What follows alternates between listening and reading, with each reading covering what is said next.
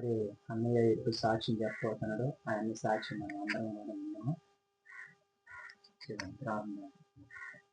మమ్మల్ని మిక్కిలిగా ప్రేమించిన ప్రియా పరలోకపు తండ్రి, ఇదిగో నా ప్రభువా, నీ గాయపడిన పాదములకు, నీ ఘనమైన పాదములకు, నీ గొప్ప పాదములకు తండ్రి, ఈ సాయంత్రకాల సమయంలోన, ఈ మధ్యాహ్న సమయంలో ప్రభా నీకు వందనాలు, స్తుతులు, స్తోత్రములు తండ్రి. గొప్ప దేవుడా, ఆలోచనకర్త, ఆశ్చర్యకరుడా, నిన్న నేడు ఏకరీతిగా నా తండ్రి, నీకు వందనాలు, స్తుతులు, స్తోత్రాలు ప్రభా. ఇక నాయన తమ్ముడు నాయన తండ్రి, నాయన నా కొరకు ఎంతో ఆసక్తి కలిగి నాయన నీ ప్రేమను పెట్టి నాయన, ఆ బిడ్డ పేరేం పేరు నాకు తెలియదు కానీ నాయన చిన్నారావు ఒక్కసారి నువ్వు జ్ఞాపకం చేసుకో ప్రభా. నాయన ఎందుకొరకు నాయన నిన్నటి కాడి నుంచి నన్ను చూసిన కానండి ప్రభా.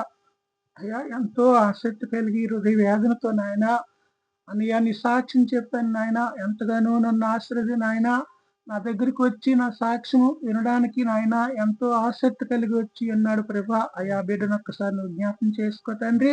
అయా బిడ్డ ప్రయాణంలో నీ సహాయం, నీ కృపని కాపుదలపై ఆ బిడ్డపై ఉంచమని, తన కుటుంబాన్ని దీవించి ఆశ్రదించమని నా రక్షకుడు నీ ప్రియకుమారుడైన యేసుక్రీస్తు నామంలో స్తుతించి ప్రార్థన చేసి బతిమలాడని వేడుకుంటున్నాను పరమ తండ్రి. దేవుడి నామానికి స్తుతులు, స్తోత్రములు.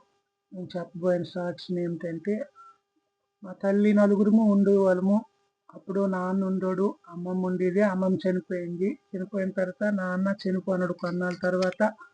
అలాగే నాన్న అప్పులోడిసి తర్వాత నాకు మ్యారేజ్ చేసి ఆ బిడ్డ పుట్టిన తర్వాత ఆవిడ వెళ్ళిపోయిన తర్వాత చాలా అప్పులైపోయి మా నాన్ని నన్ను అమ్మొగిలేసి మద్రాసు వెళ్ళిపోవడము. అప్పులో చాలా మంది అడిగేవారు. అడిగినప్పటికైనా అలాగే మా అమ్మ కష్టపడి అప్పులు తీర్చింది. అలాగే అప్పులు తీర్చిన తర్వాత ఇప్పుడు చంద్రబాబు నాయుడు అన్న వాళ్ళకు అంతా, దేవుని కృప వాళ్ళకు అంతా మేము ఎంతగానో ఆ పెన్షన్తో మేము బతుకుతున్నాము. అలాగే దేవుని కృప వాళ్ళు కూడా మేము బ్రతుకుతున్నాము. వ్యాధుల్లో బాధల్లో మాకు దేవుడు ఎంతగానో సహాయం చేసి అన్నాడు.